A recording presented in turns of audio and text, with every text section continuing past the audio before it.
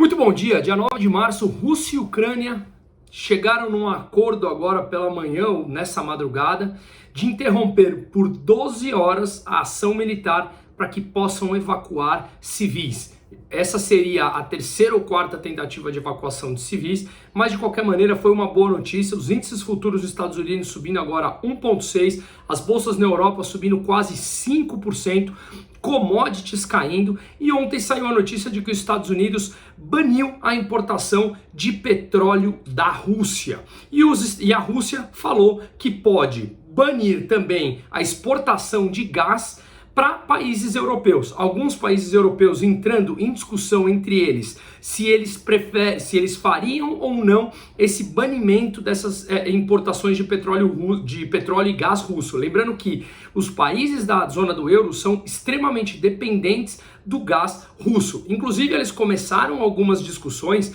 sobre como diminuir essa dependência. Eles falaram, em alguns países falaram em diminuir em 1/3 até o final do ano as importações de gás da Rússia, para aos poucos ir diminuindo essa dependência. Já a Rússia falou que poderia interromper o envio de gás, a exportação de gás da Rússia para a Europa pelo gasoduto Nord Stream 1, que foi responsável por 38% das importações de gás dos países europeus vindo da Rússia no ano de 2021. Com isso, às 6h30 da manhã, quando eu vi, o rublo russo estava caindo quase 7%, e agora com essas notícias ele melhorou e está caindo 3%.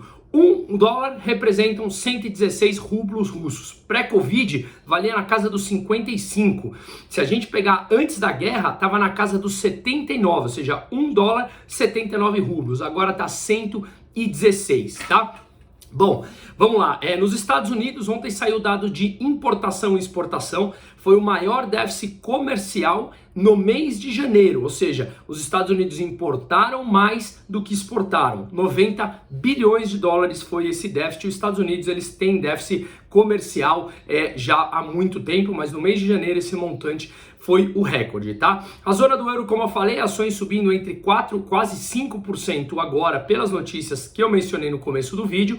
E a China, saíram dados de inflação ontem à noite. Veio a mínima em 4 meses, tá? Anualizada, a inflação está em 0,9% na China, abaixo da meta de 2,5% que o Banco Central chinês estipula. O ano passado já veio uma inflação de 0,9%, bem abaixo também da meta deles, e o que puxou para baixo foi o preço de comida, que caiu 3,9%, olhando o mês de fevereiro anualizado. Já o índice ao produtor, lá no começo da cadeia produtiva, subiu 8,8% na China, mas em outubro do ano passado estava 13,5%. Desde então, vem mês a mês caindo. E aí eu acredito, como eu vinha falando, que a inflação ela tende sim a arrefecer no mundo todo. Claro, agora a gente veio esse evento da guerra, que depende muito do quanto essa guerra vai durar. Esperemos que esteja já no fim de tudo isso. Japão teve o PIB que cresceu 4,8% anualizado, né, no ano passado, e 1,1% no trimestre.